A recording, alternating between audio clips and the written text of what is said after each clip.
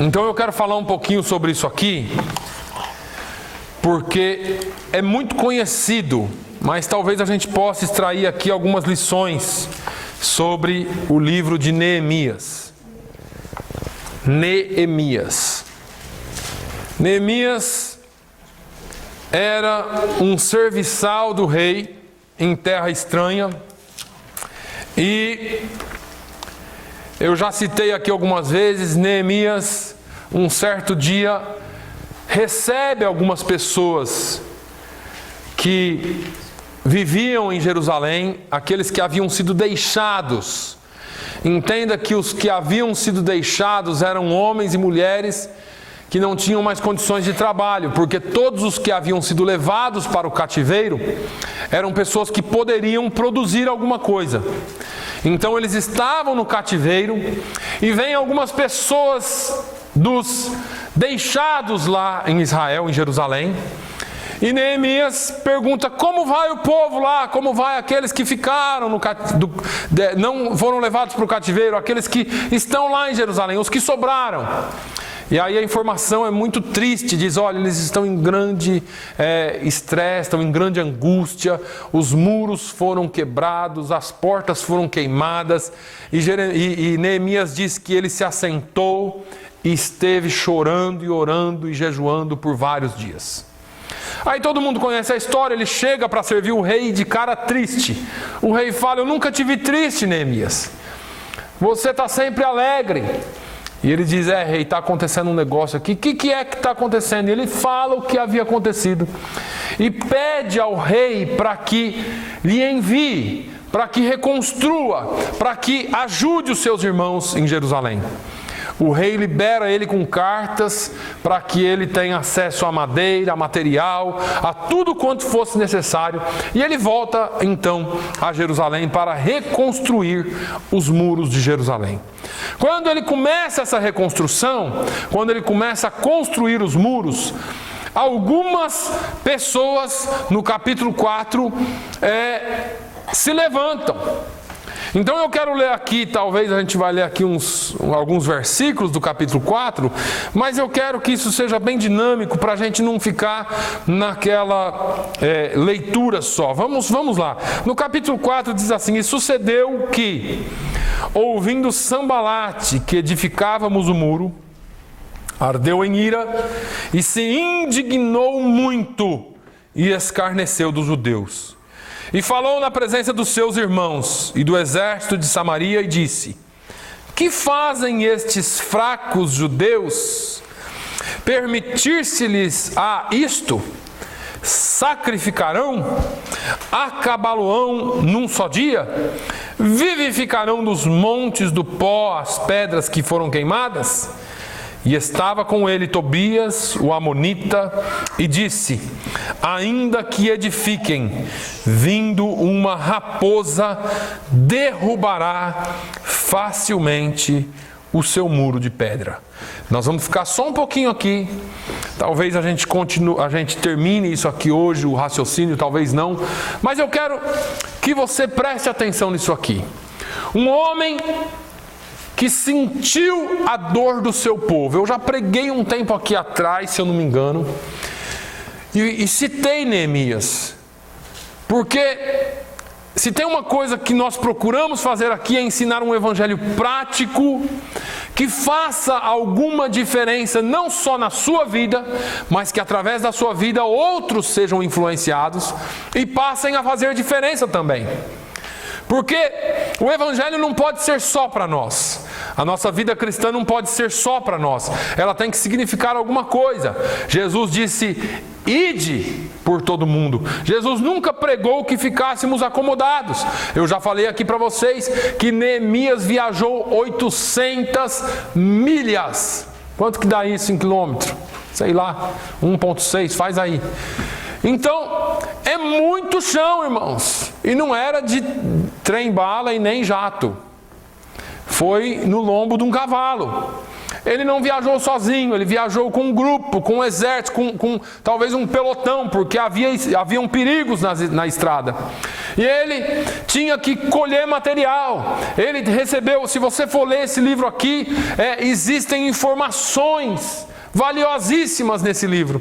Mas a questão espiritual aqui é que quando ele chega, quando ele reúne o povo, quando ele à noite sai a cavalo, olha todas as rupturas do muro, todos os portões queimados, ele se entristece, mas ele chama o povo, organiza, faz um plano estratégico para reconstruir os portões e para reparar as brechas que haviam nos muros. Fala no capítulo 3 das portas que foram reparadas, de como foram reparadas ou quem trabalhou. E aí ele interrompe aqui a narrativa da reparação para falar que um determinado sujeito, quando ouviu falar que os muros estavam sendo reparados, se indignou. Eu já li, eu não preciso ler de novo. Eu quero só tirar algumas pequenas lições aqui. Tenho falado muito sobre o trabalho. Tenho falado muito sobre o que fazer e talvez, ou como fazer, eu preciso até ordenar melhor aqui os ensinamentos para que a gente tenha realmente a prática. Eu quero que você entenda que eu nunca trago uma palavra do nada. Essa palavra eu venho construindo uma linha de raciocínio durante todos os domingos para que seja prático na nossa vida. Então, conforme eu venho falando sobre, olha, nós precisamos nos comportar assim para que haja determinado resultado. A nossa vida cristã não pode ser só para nós. A nossa santificação não tem que ser só pessoal. Ela tem que refletir em alguém. A nossa vida com Deus, o nosso caminhar com Deus tem que ser de determinada forma para que haja resultado de determinada forma. E assim por diante. E é isso que Neemias está falando. Olha, fizemos assim, planejamos, viajei muito, foi muito sacrificioso, foi muito difícil, e quando nós chegamos e começamos a obra do Senhor, se levantou oposição. Será que você já ouviu alguém dizer assim, puxa, quanto mais eu busco a Deus, mais difícil fica? Eu não sei acho que aqui não acontece isso, né? Só comigo. Quanto mais buscamos a Deus, parece que mais difícil fica. Quanto mais nos investimos na obra de Deus, sempre haverá uma oposição. Nesse caso aqui foi de fora. Eram vizinhos. Era Samaria. Sambalate e Tobias eram vizinhos, mas eles se indignaram. Por que será? Por que eu me indignaria por você reparar os muros da sua casa? Já se perguntou isso? Por que eu ficaria indignado sabendo que você está arrumando as portas da sua casa? O inimigo, vou responder, o inimigo se beneficia com a sua derrota. Eu não vou falar de política, tá? Mas é o mesmo princípio. O político corrupto, mal, se beneficia da sua desgraça. Existe um benefício em ver você destruído, porque talvez você sempre esteja dependente de mim, porque talvez você sempre esteja dependendo de alguma coisa que eu tenho para oferecer. E o melhor cliente que existe é o pobre e o arruinado, não é o rico. Porque o pobre arruinado, ele sempre vai estar dependendo. O rico não, ele pode comprar de outro lugar, ele pode depender de outro lugar. Mas o arruinado não, ele vai estar sempre, por quê? Porque ele depende da cadernetinha, né? Então eu vou lá e eu ganho $300 por mês. Eu vou lá e compro no mês inteiro $300 de comida na sua mercearia. Chega no final do mês, o que eu tenho que fazer? Pegar o meu salário, ir lá e pagar a sua mercearia. Só que eu não tenho mais dinheiro. O que eu vou fazer de novo? Cadernetinha. Eu viro escravo de você. Então existe benefício no inimigo em querer que você seja destruído. Eu passo a me tornar um escravo dele. E aí você fala assim, pastor, nós estamos aqui em igreja, esse negócio de cadernetinha não dá certo no mundo espiritual. Dá. Quer ver como dá? Quem aqui que tem cadernetinha com o diabo? Ai, meu Deus. É sério. Você inventou aquela mentirinha, e para cobrir aquela mentirinha vem outra mentirinha, e você fica escravo de uma mentira, porque você assinou uma cadernetinha lá com Satanás. Você fez um pecadinho, e depois daquele pecadinho, para consertar, você fez outro, e você fez outro, e a sua vida passa a ser uma mentira, porque você amarrou o seu burro no lugar errado, porque você confiou no lugar errado, porque você confiou na coisa errada. Agora vem esses dois aqui, nós vamos ver mais para frente que não eram só. Eles estão falando de alguém que se dispôs a quebrar o vínculo. Eu tenho falado aqui de um tipo de igreja e um tipo de evangelho que nos torna distintos. A distinção é ser diferente e fazer a diferença. Não ser diferente só porque a gente usa uma indumentária diferente, mas ser diferente no ser. Não em coisas que aparecem, mas no ser. É claro que haverá uma reverberação externa, mas não é o caso de só ser externo. É algo que eu e você adotamos como prática e regra de vida que nos faz diferentes. Alguém precisa quebrar a corrente, o ciclo vicioso. Alguém precisa pôr o pé e falar: até aqui, chega. E muitas vezes nós não entendemos isso. Muitas vezes nós não conseguimos compreender que, por causa da nossa contínua forma de ser e de agir, nós estamos presos a uma coisa que não deveríamos estar. Veja que nós precisamos, irmãos, urgentemente colocar um ponto final naqueles que querem a nossa derrota. Naquilo que nos faz perder, naquilo que nos faz continuar escravos ou continuarmos escravos de uma situação. Nós não podemos de maneira nenhuma permitir que algo nos tire o foco. Veja que Tobias, que Sambalate se reuniram e começaram a incitar o exército de Samaria. Olha o versículo 2: e falou na presença dos seus irmãos e do exército de Samaria e disse: que fazem esses fracos judeus? Se eu fosse trazer para a igreja atual, é tão complicado, porque a igreja chegou num ponto tão difícil de ser, que os inimigos eles já nos olham assim. Ontem pela manhã nós estávamos numa reunião e o pastor usou fez uma citação até interessante. Ele falou: se você entrar num quintal de alguém e sair um cachorrinho desses bravos, sabe esses cachorrinhos bravos assim, mas aqueles cachorrão assim, chihuahua, late, mostra os dentes, tudo. Se você correr, ele vira uma fera. Ele é dono da casa. Agora, se você virar e bater o pé, o que ele faz? Corre para dentro, né? Em contrapartida tem o forte, o pitbull, que não avisa muito, ele vem e ataca. Ele fez uma alusão a isso com relação ao mundo espiritual. Ele falou que a igreja está numa situação tão difícil que aqueles demônios que bastava você bater o pé e correr, estão engolindo a igreja. A igreja hoje mal precisa ser tentada.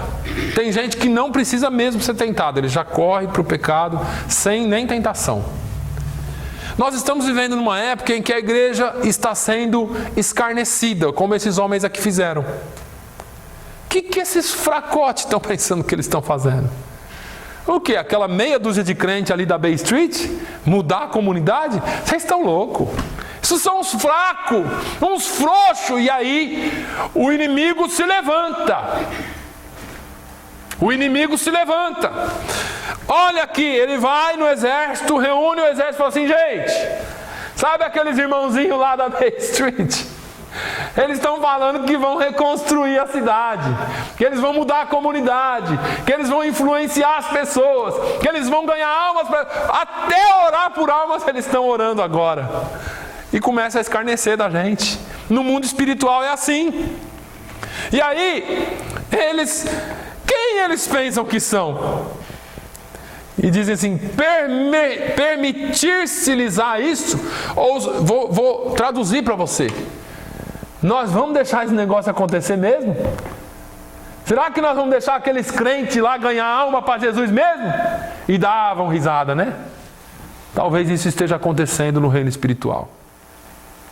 Um grupo tão pequeno se colocar à disposição do reino e dizer: nós vamos fazer a diferença, nós vamos vencer em nome de Jesus, nós vamos batalhar, nós vamos à frente. O tempo é rápido, irmãos, e curto, mas eu quero que você entenda essa palavra. Vai ser permitido um negócio desse? Sacrificarão, ou seja, vai ter culto lá mesmo, ou nós vamos fechar aquela espelunca? Olha, irmãos, eu estou traduzindo aqui no português mais claro para você entender, da forma mais prática para você entender. Nós vamos deixar mesmo eles fazerem culto? Não, vamos atrapalhar esse negócio, não vai ter isso não. Acabá-lo-ão num só dia? Eles estão pensando que é assim, né? Começar e terminar. Eles vão ver só o que é oposição. Vivificarão dos montes do pó as pedras que foram... Irmãos, isso aqui é a maior afronta que Satanás pode dizer contra a igreja. O que você está pensando? Que você vai sair pregando aí, vão vir aos borbotões? Você está achando que você tem poder para ressuscitar esses montes de mortos que nós matamos, que nós queimamos, que nós destruímos? É o que Satanás está dizendo. É o que os demônios falam de nós. Está achando que você pode sair aqui em Fall River e pregar e vai ter gente aceitando? Vai nada. Desiste. Essa é a palavra de Satanás. Desiste. E aí a Bíblia fala assim: e estava com ele Tobias o amonita e disse: ainda que edifiquem,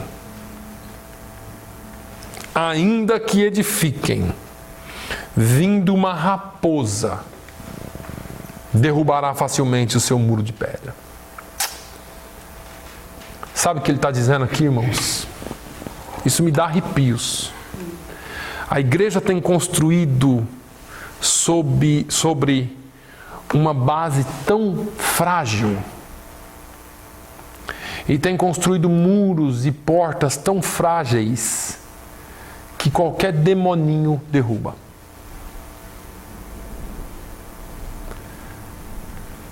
A igreja tem trabalhado de forma tão supérflua, tão rasa, que qualquer coisa destrói.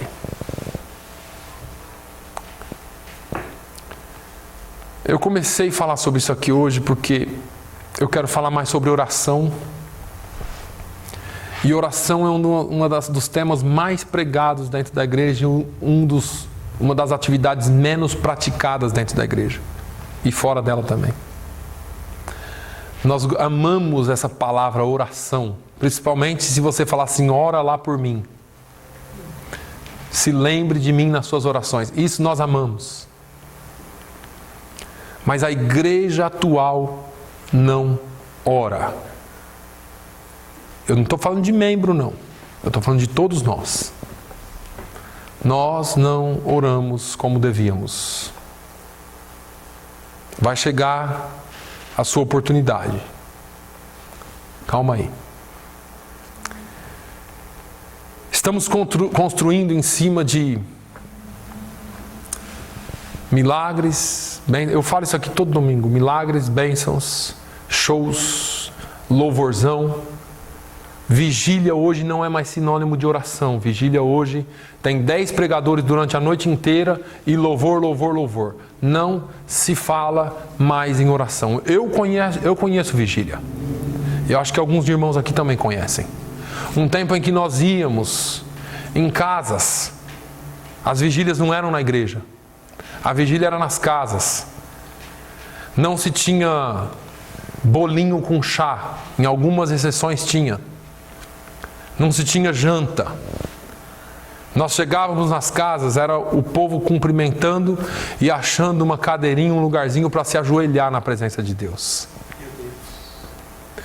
Falando, pastor, você é muito saudosista. Não é não, irmãos.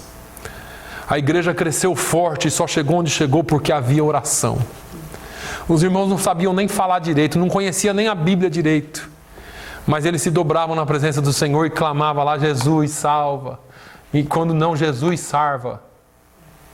Salva armas, Jesus, salva armas. E Jesus salvava almas. Onde nós chegamos? A nossa base é tão frágil. Os nossos muros, proteção, irmãos, fala de oração.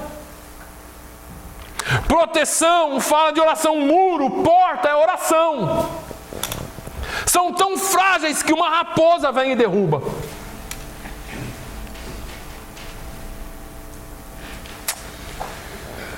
Estamos fragilizados e não damos conta disso. Porque afinal de contas, ninguém prega sobre isso com autoridade e nem com responsabilidade. É mais fácil eu chegar aqui e dizer que você vai receber a sua vitória. Deixa eu te dizer, você não vai receber a sua vitória se você não fizer o que Jesus falou. Orai e vigiai para que não entreis em tentação. Os princípios que Jesus nos ensinou estão baseados aqui. Aí, eles, não contentes em falar, em ajuntar lá o exército,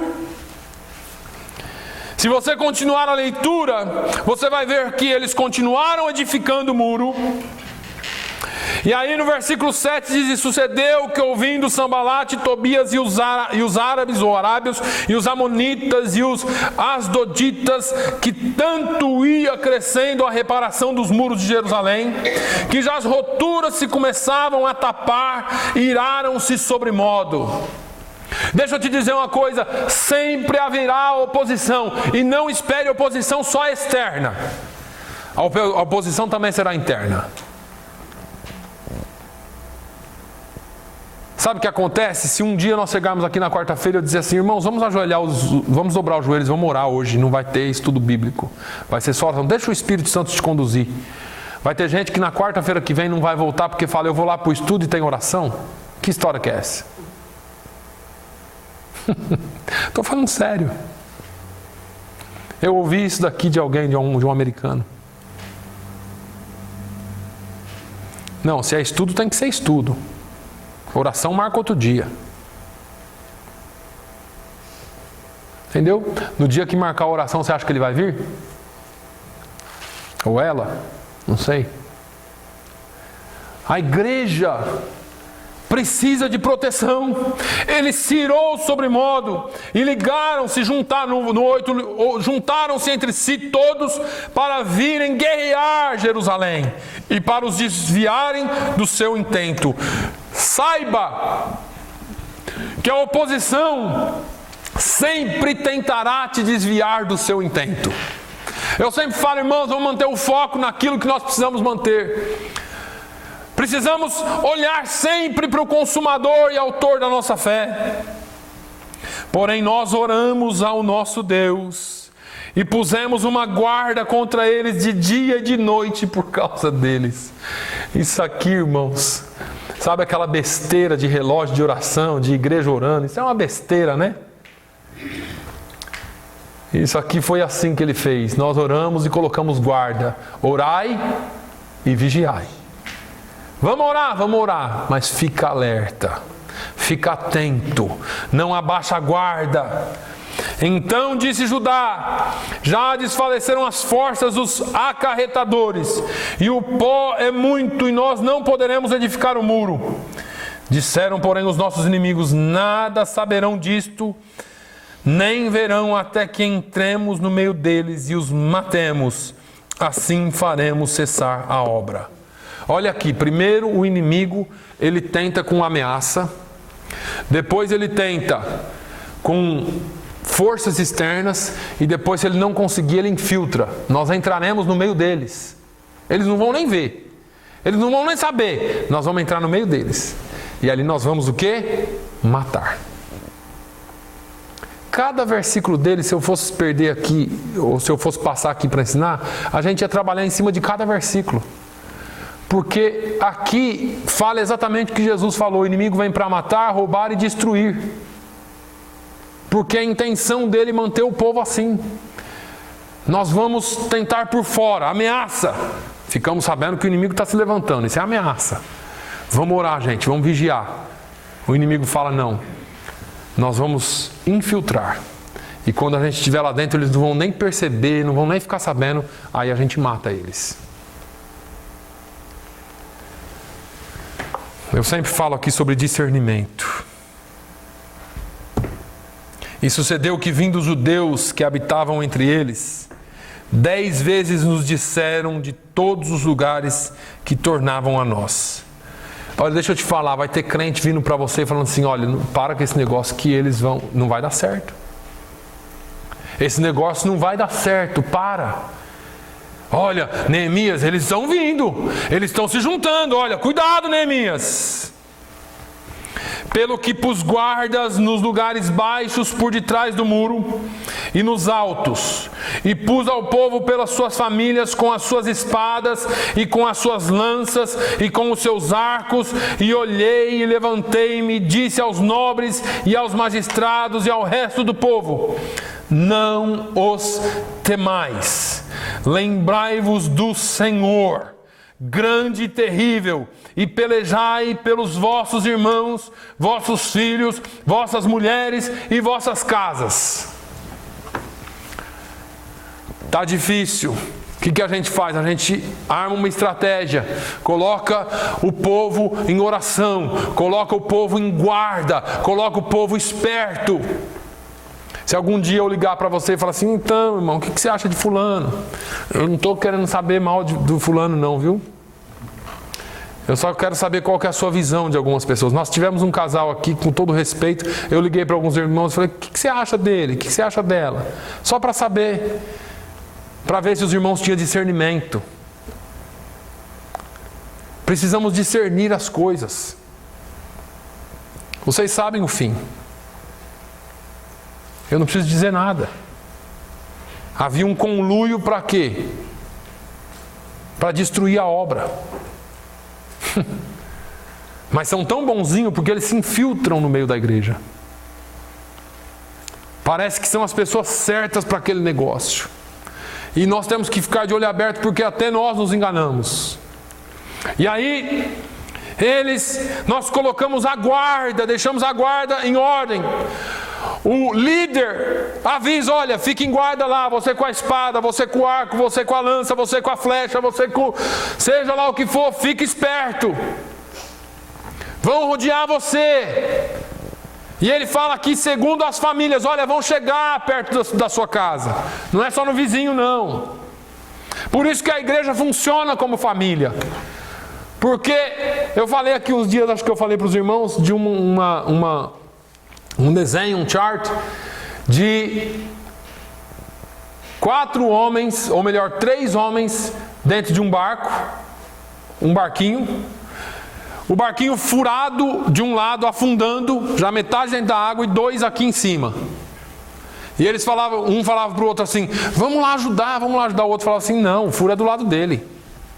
Como se o barco não fosse afundar inteiro. Quando afunda, afunda tudo, não importa de que lado que é o furo, irmãos. É bem assim que acontece. Tem crentes que é bem assim, não. Isso é problema dele, problema dela, eu não quero nem saber. A igreja tem que funcionar como família. A igreja tem que estar preparada para guerrear pelos nossos irmãos. Nós precisamos estar preparados para defender os nossos irmãos. Mas como, pastor, nós somos tão pequenininhos? Lembrai-vos do Senhor, que é grande e terrível. Aleluia. Ontem à noite nós pregamos, nós fomos à igreja, eu preguei sobre Abraão, eu sou o Deus Todo-Poderoso. Anda na minha presença e ser perfeito. Quem é o nosso Deus? O Deus Todo-Poderoso. Lembrai-vos do Senhor, grande e terrível, e pelejai pelos vossos irmãos, pelos vossos filhos, pelas vossas mulheres, pelas vossas casas. Ele incluiu todo mundo nesse pacote. Falou, não fica pelejando só por você não seja egoísta. A guerra tem que ser travada, mas se vierem na casa do seu irmão, você tem que estar pronto para defender o seu irmão. E ele vai mais longe aqui. Não é só você não que é o centro do mundo, meu filho. Você tem que orar pela sua esposa também, você tem que orar pelo seu esposo também. Filhos, você tem que orar pelos seus filhos, você tem que orar pelas suas filhas, você tem que orar pelos seus pais. Irmãos, você precisa orar por eles também. Vizinho, também pelos vizinhos. Eu não sei quem que você colocou, pensou em colocar nessa listinha de oração, mas provavelmente é alguém que esteja bem longe. Agora, você já imaginou se os seus vizinhos aceitarem a Jesus e tiverem a vida transformadas pelo seu testemunho e pela sua oração? Você já pensou como você começa a influenciar uma vizinhança pela sua vida? Aqueles que eram trevas passam a ser luz junto com você, e aí você começa a ver a transformação da comunidade. Lutem por todos e lutem pelo que é seu, pelas vossas casas. E aí, ele disse assim, olha, a Bíblia continua, eu não quero ler todo o capítulo, depois você pode ler. Mas a ameaça continuou. O que Neemias fez? Nós vamos ficar só orando? Agora vamos só orar, né? Porque agora, afinal de contas, temos que ter proteção. Então a igreja entra em oração, oração, oração. Todo culto agora vai ser oração, 24 horas por dia oração, relógio de oração, jejum. Não, senhores. Olha aqui o versículo 17. Os que edificavam o muro, e os que traziam as cargas, e os que carregavam, cada um com uma mão fazia a obra, e na outra tinha as armas. Vamos continuar trabalhando, mas com a arma na mão. Irmãos, a vida cristã, ela resume-se tão facilmente, porque não adianta só trabalhar. Porque aí nós entramos na questão da obra, só obra, só obra, só obra. Vigiamos e trabalhamos e oramos e fazemos. Nós precisamos sempre estar preparados para a guerra. Sempre estar preparados para a guerra. A Bíblia não pode estar na porta do carro. Irmão Tony, estou brincando. A Bíblia tem que estar na mão sempre.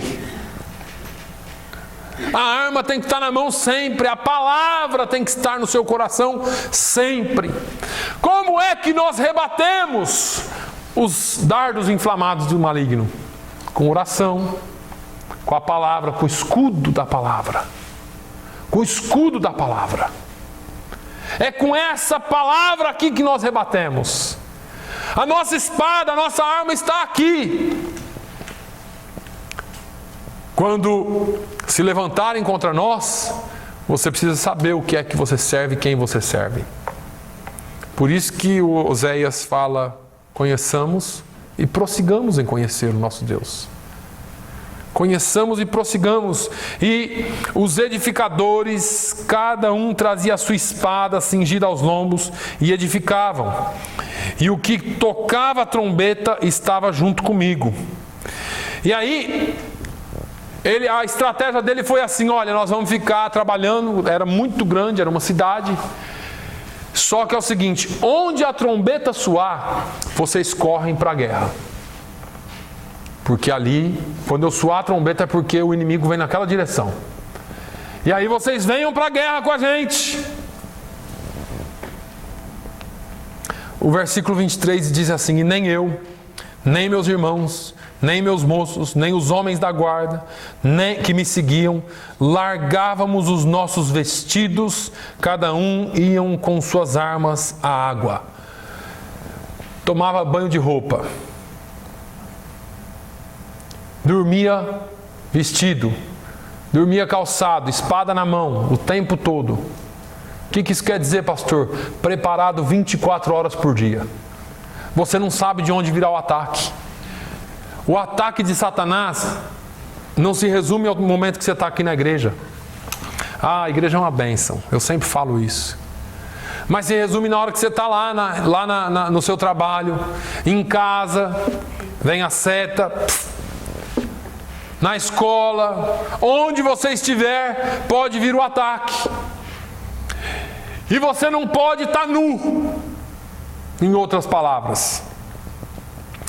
Por que ele usa aqui o banho como exemplo? Porque é a hora que você relaxa. Até aqui, vou tomar um banho agora. Vou descansar. Não houve descanso. Em tempo de construção mediante a ameaça, não há descanso. Nós vamos ler aqui, se você ler todos esses capítulos, você vai ver que eles trabalhavam de dia e revezavam na guarda à noite. Como assim? Fiz muito isso, irmãos. Quando eu era soldado, eu trabalhava de dia e à noite revezava na guarda. Quem já fez 2x4 aqui em quartel sabe como que é.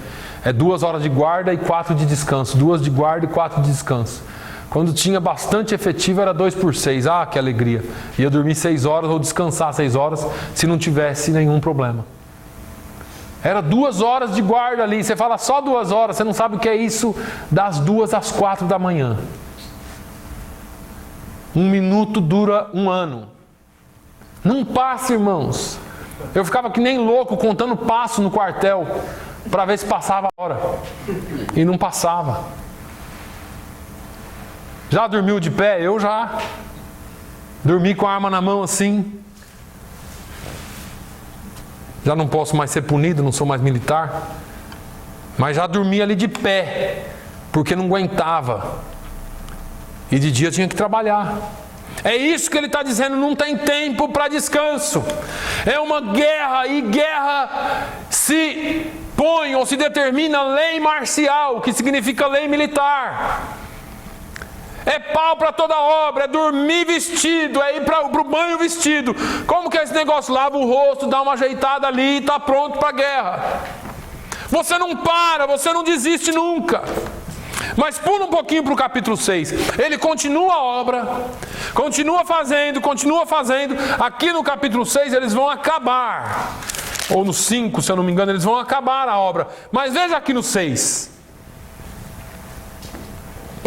Sucedeu mais que, ouvindo Sambalate, Tobias, Gesem, o arábio e o resto dos nossos inimigos, que eu tinha edificado o muro, ele já tinha terminado, e que nele já não havia brecha alguma, ainda que até este tempo não tinha posto as portas nos portais, Sambalate e Gesem enviaram a dizer: vem e congreguemo-nos juntamente nas aldeias do vale de Ono.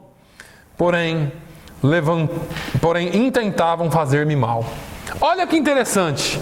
O inimigo sempre será seu inimigo. Tem crente que confunde os negócios, irmãos. O inimigo não vai ser seu amigo. Quem colocou na sua cabeça que o inimigo vai vir? Vamos fazer o seguinte, vai. Eu não quero mais guerra com você, não. Foi isso que eles fizeram. Neemias, não quer. Para. Já vi que você é teimoso mesmo. Vamos fazer aqui uma conferência. Vai ter muita comida. Nós vamos chegar num acordo. Vamos viver em paz. Agora, onde eles chamaram Neemias para ir, Neemias ia gastar pelo menos 4 dias, ele ia perder pelo menos 4 dias de trabalho. Era pelo menos 1 dia e alguma coisa de viagem. Ele ia ter ali mais 1 ou 2 dias com o inimigo, o amigo, né? E voltar depois e talvez com uma nova ideia, né? Agora a questão aqui é que Deus revelou para ele, ele teve o discernimento. Ele não ia para uma conferência, ele ia para a morte.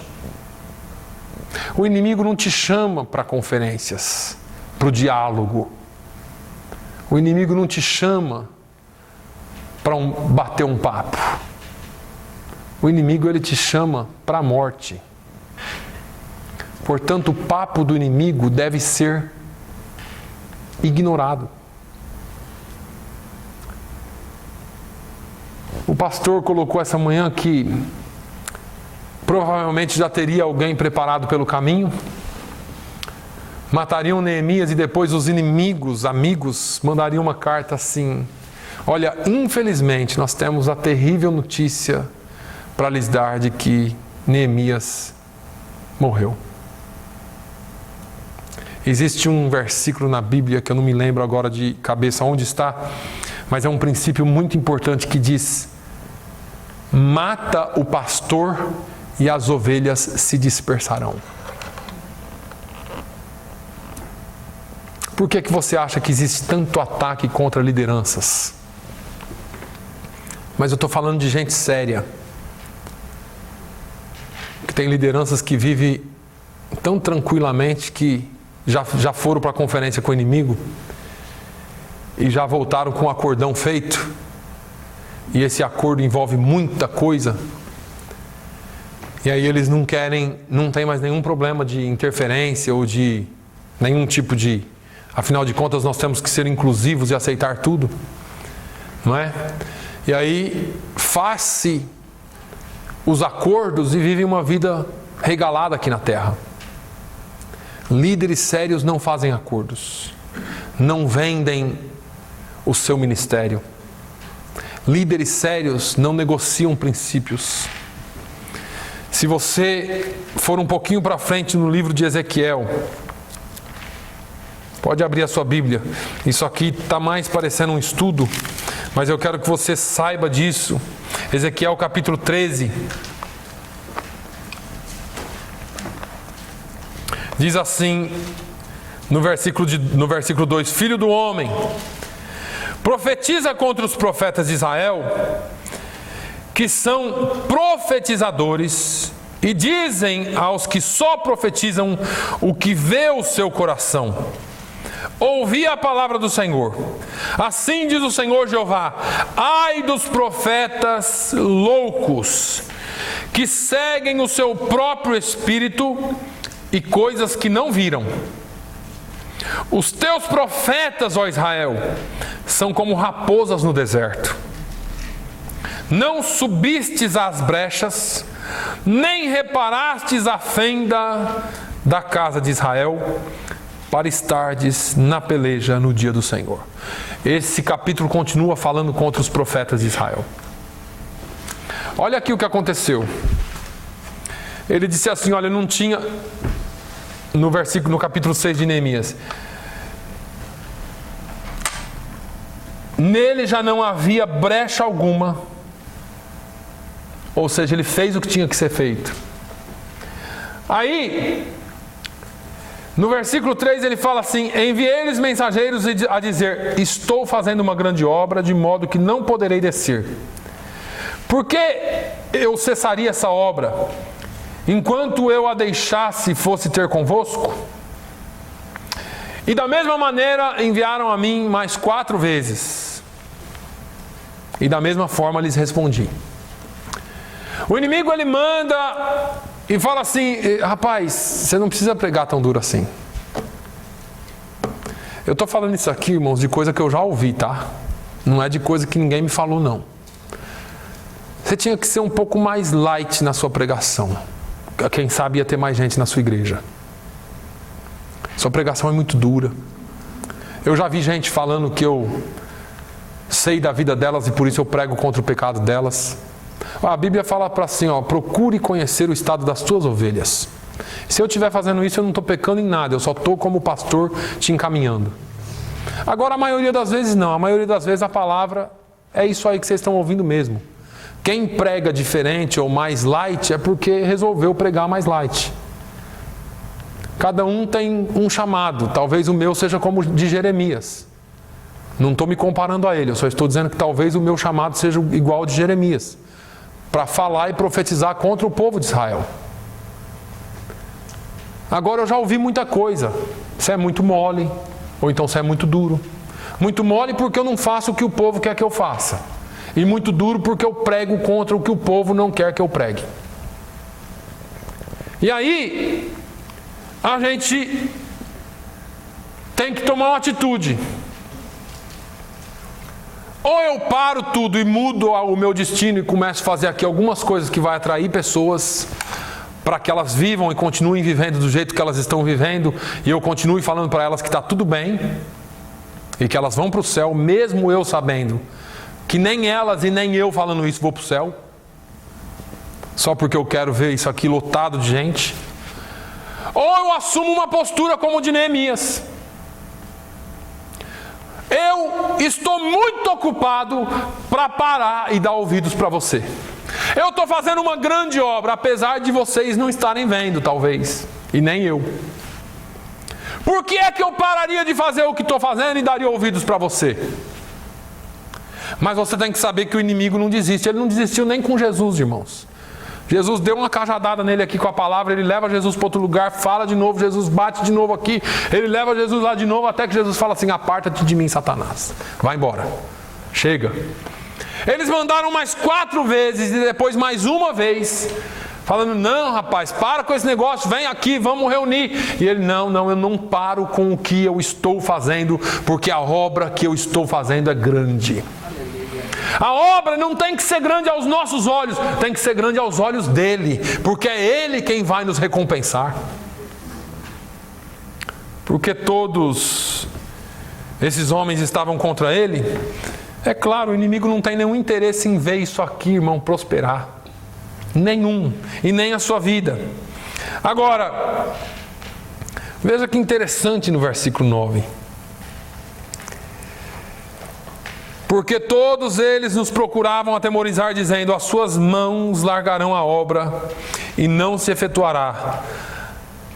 Olha só, eles vão dizer assim: você pode continuar fazendo isso que você está fazendo, você está achando que você está fazendo uma grande coisa, só que vai chegar uma hora que você não vai aguentar. Irmãos, eu já ouvi exatamente isso.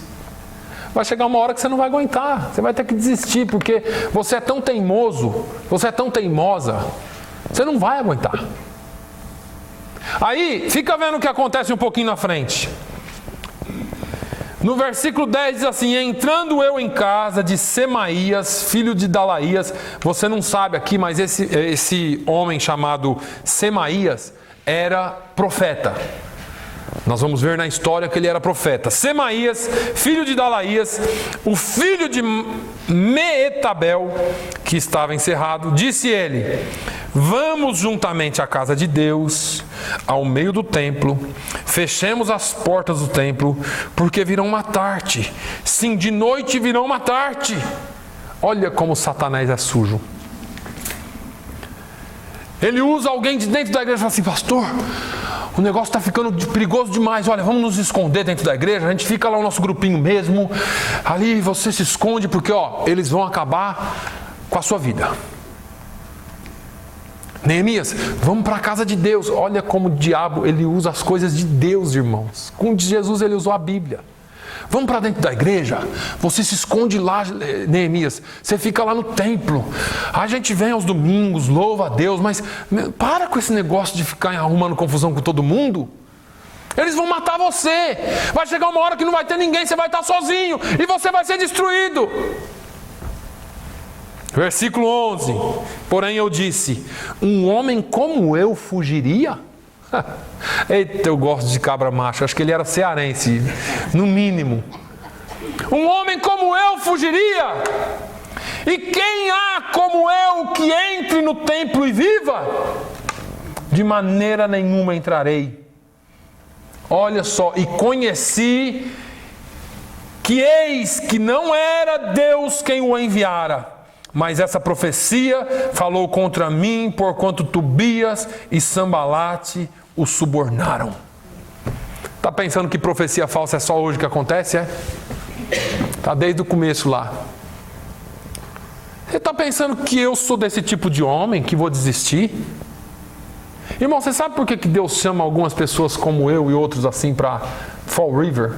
Você olha, fala a verdade. Fala a verdade. Você acha que tudo que acontece na nossa vida é de graça? Eu não tenho mais tempo, mas me dê mais 5 minutos. Você acha que Deus me colocou em lugares difíceis, arriscados, a vida inteira porque Por acaso? Eu não estou falando de mim, da minha capacidade, da minha força, da minha habilidade, nada disso. Eu só estou falando que Deus chama homens. Eu falei aqui esses dias que além de eu ser homem de Deus, eu sou um homem. Não me intimido, não me dobro à popularidade, não me dobro a multidões, não me dobro a alguém que tem o dízimo alto para chegar em mim e falar assim, pastor, se eu não parar de falar isso eu vou sair. E aí? Vai embora. Tem igreja para todo tipo de gente aí. Eu não me escondo atrás de nada. Eu vou continuar pregando o evangelho do jeito que ele é. Não vou me esconder dentro do templo. Eu vou continuar fazendo a obra de Deus como ele me chamou para fazer. É simples assim. É desse jeito que eu aprendo na palavra de Deus. Eu sou homem de me esconder dentro de templo, rapaz.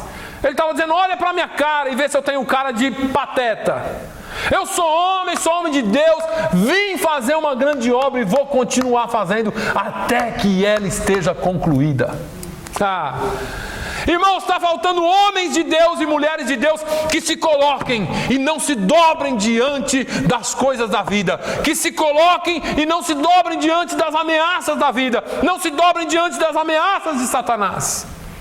Eu sou homem de Deus, eu sou mulher de Deus e eu vou continuar fazendo aquilo que Ele me chamou para fazer. Não vai ser profecia mentirosa de homens comprados que vão me tirar do caminho. Sabe por quê? Porque além de ser homem, você tem que ser homem e mulher de Deus que tenha discernimento para saber se aquela profecia é de Deus ou não é. Tem gente que se deixa levar por qualquer coisinha. Ai, Deus falou comigo. Deus fala com você o tempo todo na palavra dele. E você se deixa dobrar por causa de uma profeciazinha que homens sem escrúpulos, não são todos, mas muitos estão fazendo hoje. A profecia maior ainda é a palavra de Deus. E a palavra de Deus veio a Neemias e disse, vai lá, faz uma grande obra. E ele falou, sim Senhor, estou fazendo. Ué, que Deus que é esse? Que manda eu vir fazer a obra e aí na hora que eu estou aqui ele manda um profeta dizendo para eu me esconder. Peraí, tem coisa errada nesse negócio, irmãos. Crente tem que ser ligeiro, crente tem que ser esperto, tem que ser astuto, tem que entender as coisas de Deus. Aleluia. Mas olha aqui a oração dele. E eu não estou dizendo para os irmãos fazer nenhuma oração de vingança, tá? Mas olha aqui o que ele fez no 14. Lembra-te, meu Deus, de Tobias e de Sambalate, conforme a estas suas obras, e também da profetisa Noadias, e dos mais profetas que procuraram atemorizar-me. Não foi um só. Teve tanta profecia mandando ele ficar com medo e sair fora. Aí ele falou assim, Senhor, lembra-te deles. Eu não sei o que ele quis dizer com isso. Se era mata ou se era devida, um dos dois. Mas o fato é que ele não saiu da presença de Deus, não deixou de fazer a obra de Deus, e se você olhar daqui a pouco está tudo pronto e ninguém mais vai atacar Israel. Quando você e eu conseguirmos concluir a obra que Deus nos mandou fazer, talvez venha outro tempo, mas enquanto nós não concluirmos, nós vamos ter que sermos estratégicos, nós vamos ter que criar estratégias aqui. Eu já venho falando disso, eu falo para os irmãos que eu construo mensagens uma em cima da outra para você entender.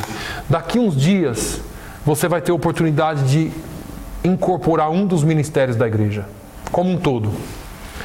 E aí, você não tem que fazer porque eu te mandei. Você tem que fazer porque você ouviu a palavra. E se você quiser, você faça parte. Se você quiser, você faça parte. Mas é bom que todos nós estejamos trabalhando, porque a estratégia Deus já deu. Nós estamos trabalhando nela, como Ele trabalhou. E a hora que chegar o tempo, todos nós vamos estar com a espada numa mão e com a outra mão nós vamos estar construindo o muro. O irmão Manuel sabe bem o que é isso, e outros aqui, o Montoni, sabe bem o que é construção. Então vocês ensinam a gente. Uma espada numa mão e o chalk na outra, né? Passando plastra. Mas vamos fazer no nome de Jesus. E vamos levantar muros fortes. E vamos ganhar essa cidade para o Senhor Jesus. Amém? Que Deus nos abençoe e nos dê a sua graça. Fique de pé. Vamos orar ao Senhor. Aleluia. Senhor, nós te louvamos, te agradecemos, ó Deus, uma vez mais pela tua grande bondade, pela tua grande misericórdia, pelo teu grande amor. Meu Deus, te louvamos porque o Senhor nos chamou para esta grande obra. Nós não vamos desistir, ó Deus. Ainda que haja oposições, ainda que haja dificuldades, ainda que o inimigo se levante, nós estaremos firmes fazendo a obra para o qual o Senhor nos chamou. Senhor, capacita as nossas mãos, capacita os nossos pés, enche-nos, ó Deus, de poder para guerrearmos em teu nome e para fazermos essa obra. Pai, dê-nos uma semana abençoada e que tudo que for feito seja para a tua honra e para a tua glória. É no nome de Jesus que eu peço e agradeço. Amém. Que o amor de Deus, a graça do nosso Senhor e Salvador Jesus Cristo, a comunhão e a consolação do Espírito Santo seja sobre todo o povo de Deus hoje e sempre. Todos digam amém.